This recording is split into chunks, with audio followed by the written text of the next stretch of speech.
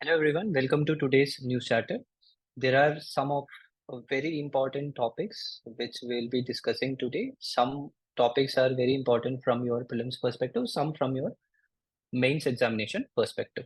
So let's start with the first topic, that is National Disaster Management Authority. You all know very well about the recent floods that happened in Chennai and the surrounding areas. So whenever the country faces some disaster which is of national importance, then you need to know about the National Disaster Management Authority and the laws which we have. There is National Disaster Management Plan also. So you need to know about all these things. Apart from all these things, in GS3 you have the National Disaster Management Authority as a topic itself. Disaster management is a topic in the syllabus, so you need to know about it. So just basic ideas you need to know. Let me explain you what are all the things you need to know or you need to remember from your mains examination point of view. It is established under Disaster Management Act of 2005. This is one point. What does it do? It lays down the policies, plans, and guidelines for disaster management. So when a disaster happens or if a disaster is about to happen, what are the policies, plans, and guidelines we have? That's what it means. It approves the National Disaster Management Plan. It approves the plan for different ministries, departments. Each and every ministry and department have their own plans. So it is the National Disaster Management Authority which will approve it. It lays down the guidelines for State Disaster Management Authority. So according to the Disaster Management Act, two kinds of authorities are or created in the country.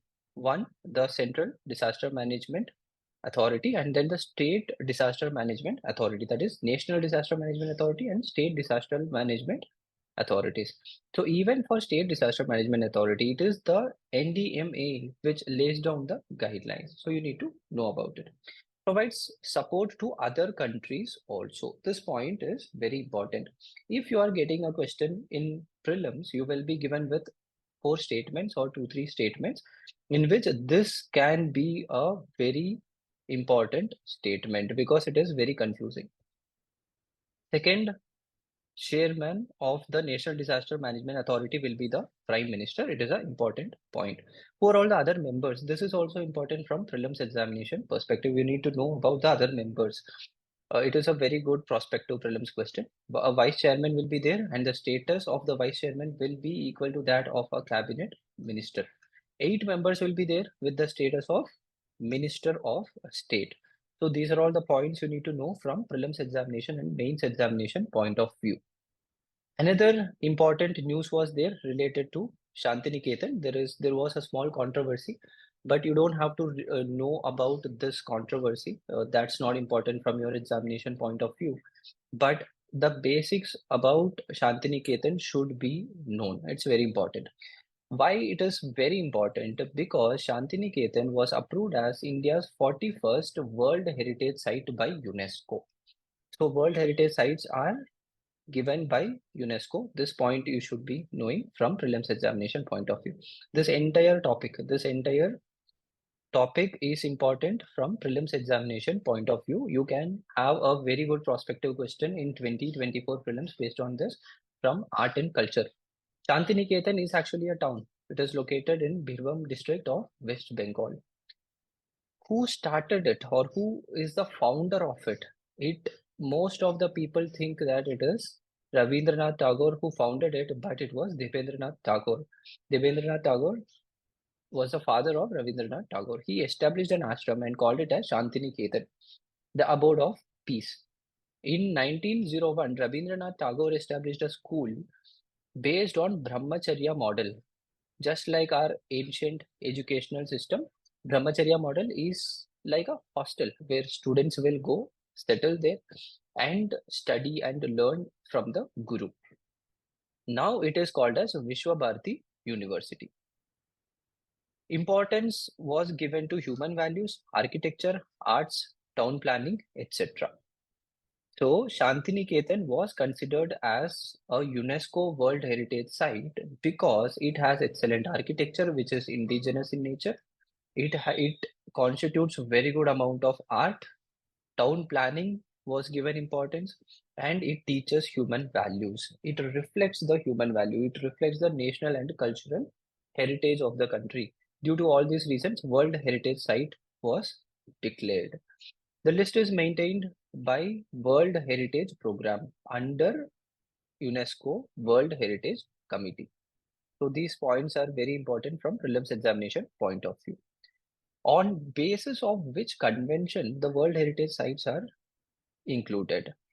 The Convention concerning the protection of world cultural and natural heritage. It was adopted by UNESCO in the year 1972. Year is not important, but however, this particular convention is extremely important. So this is the basics about Shantiniketan. UPSC has a very nice habit.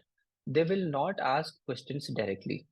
You will get questions indirectly. When you are talking about Shantiniketan, usually what people do, the aspirants who are preparing, they will study more about Shantiniketan and they will ignore Rabindranath Tagore because they think that Shantiniketan was in news, so we can expect a question.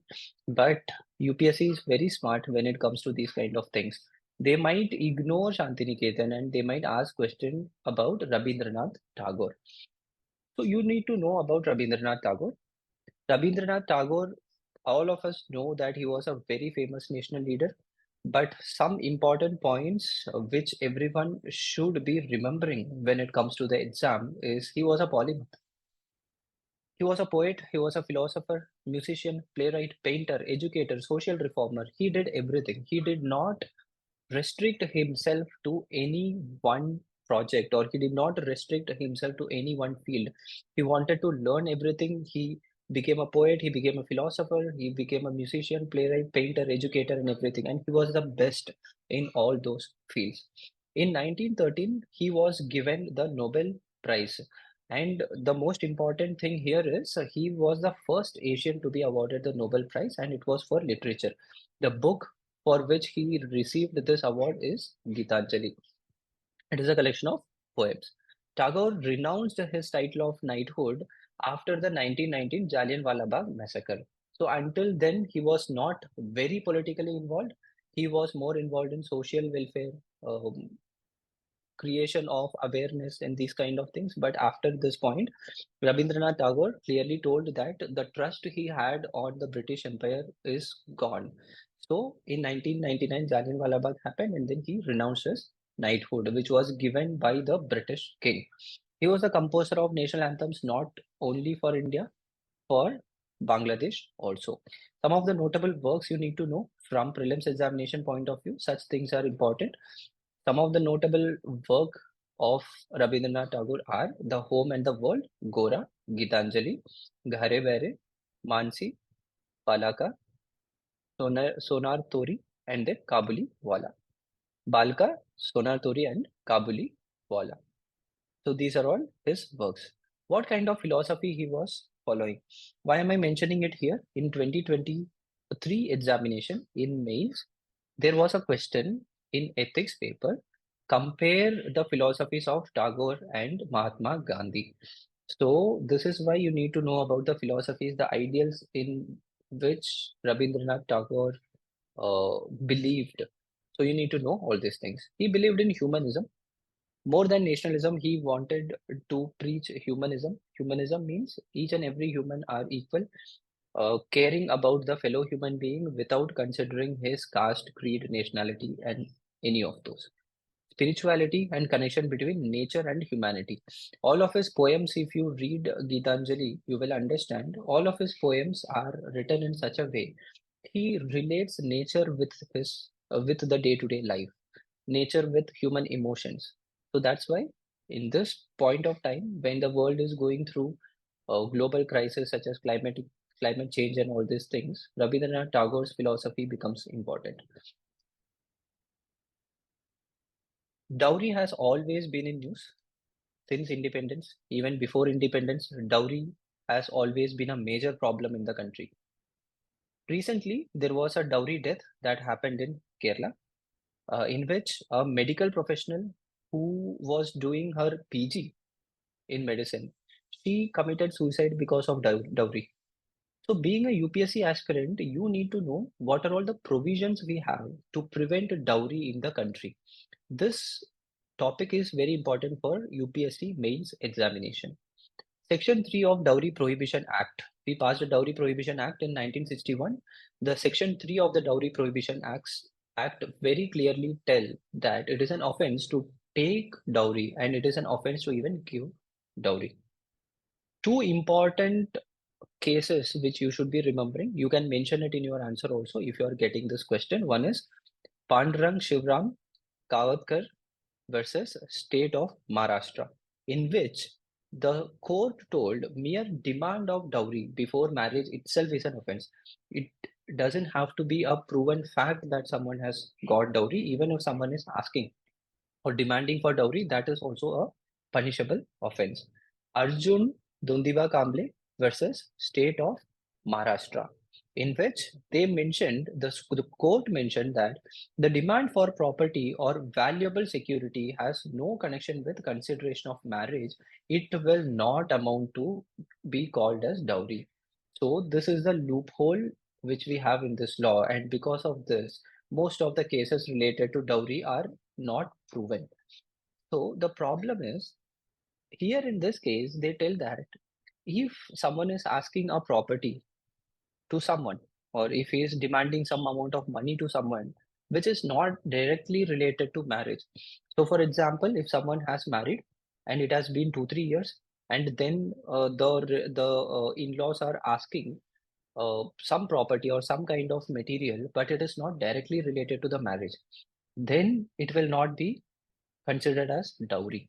So here it becomes very difficult to prove whether they have asked in relation to marriage or not in relation to marriage. So that is the problem. And we have IPC section 498A is there, in which it has been mentioned husband or relative of husband subjecting a woman to cruelty. The cruelty can be of any kind. It may not even be related to dowry, but if a husband or the relative of a husband is committing some kind of cruelty, it will be considered as dowry problem only.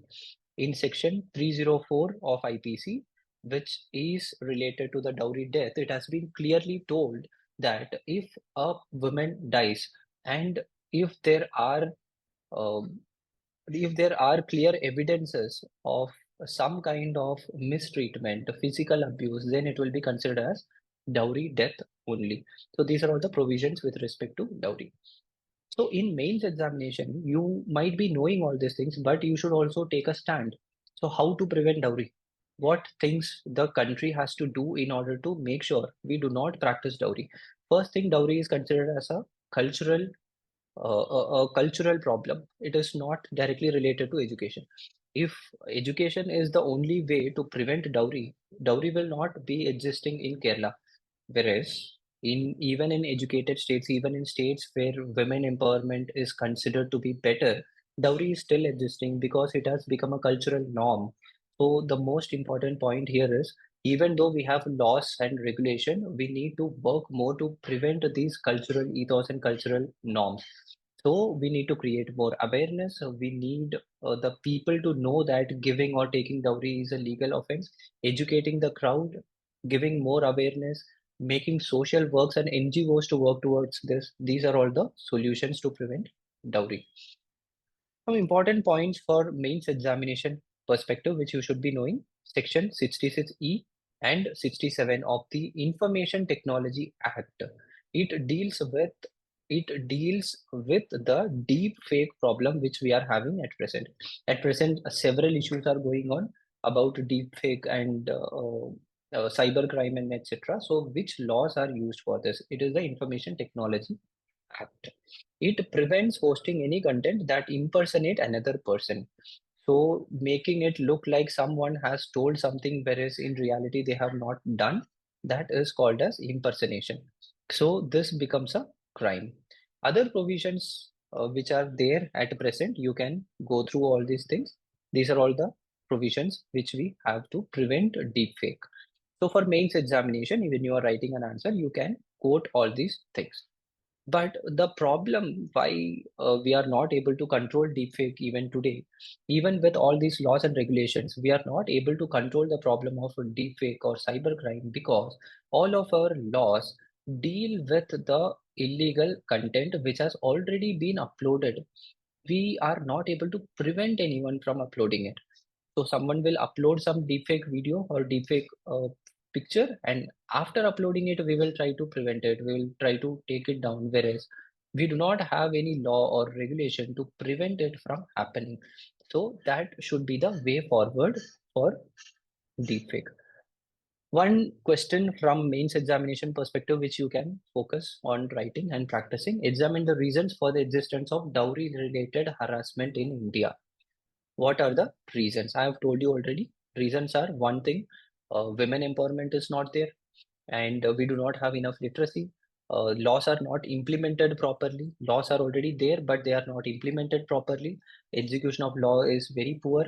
It is very difficult to identify whether someone has been involved in dowry or not. A lot of fake cases are being filed. So these are all the problems. You can list down 5 to 6 problems. And then what measures should be taken? Measures we have already discussed when I was dealing with the dowry issue. So you can frame the answer like this: write an introduction, what exactly is dowry, or give a summary of your answer in the introduction, divide it into 2 parts: reasons for existence of dowry, and then the measures to overcome the problem, and then conclude it. You can write answers, you can post your answers in the comment section, or you can post your answers in the Telegram channel also. We will try to evaluate it and give you the feedback. What exactly is deepfake?